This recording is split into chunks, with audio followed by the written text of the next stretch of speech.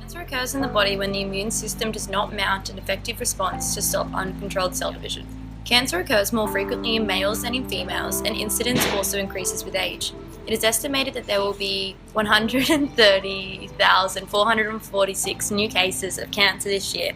Prostate cancer is expected to be most commonly diagnosed among other ways for improving. Cancer will claim the lives of 46,880 Australians this year. Between 2006 and 2010, almost 10,000 people were living with leukemia. One of the lucky ones is Dylan, who wasn't expecting to see 18, is now 23 and cancer-free. Hey, I'm Dylan.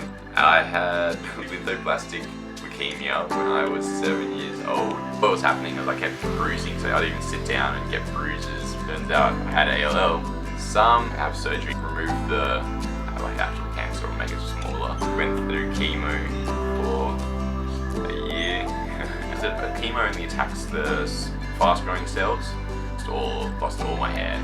People can have radiotherapy. Go into this radio machine where they send waves to mutate the cells to stop them from growing.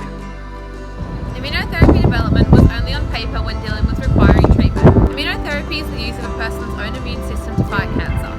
The therapy is generally centered around the physiological concept of checkpoint inhibition. Immune checkpoints are stages in the immune response involving T cells and surface proteins to flag abnormal cells to be destroyed.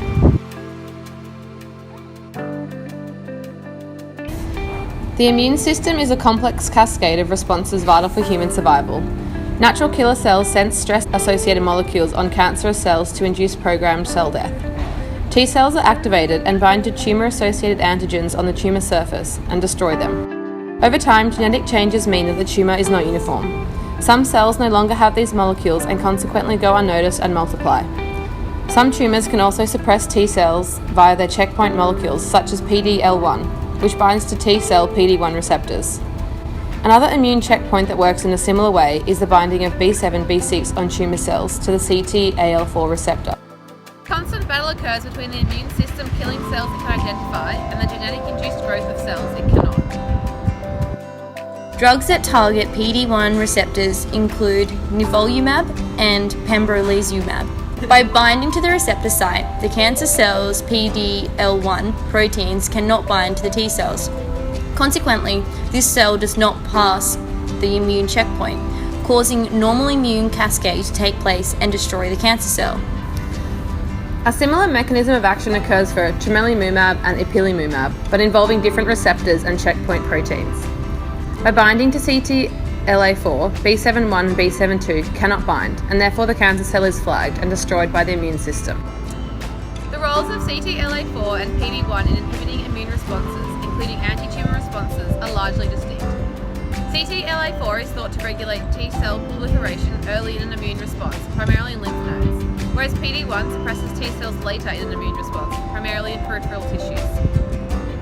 Immunotherapies are currently being used in leukemia, lymphoma, lung cancer, prostate cancers, and melanomas. Using melanoma as a platform for comparison, we can assess the efficacies of each. PD-1 blockade is treating advanced melanoma seems to have a higher response and 12-month survival rates than CTLA4 blockers. These drugs have also been investigated in combination use. Using a combination seems to significantly increase the response rate of patients than single drug use. However, this also is associated with a much higher rate of third-grade adverse effects. So, what kind of side effects are we talking about? Side effects, like any drug, vary from person to person, drug to drug, and often with doses. Skin conditions such as a rash and itchy skin occur in 30 to 50% of patients, but only result in hospitalizations in less than 1% of people. Diarrhea and colitis incidence is increased in CTLA4 drugs, but is also dose dependent. This is treated with corticosteroids. In severe cases, immunotherapy is discontinued. Liver damage, hepatotoxicity, is largely asymptomatic and diagnosed by elevated serum bilirubin levels. Hormonal imbalances occur in less than 10% of patients treated with CTLA4, involving a wide range of hormones, consequently leading to conditions like thyroid disease and adrenal insufficiencies. Adrenal issues usually manifest as dehydration, hypertension, and electrolyte imbalances, and usually require hospitalization.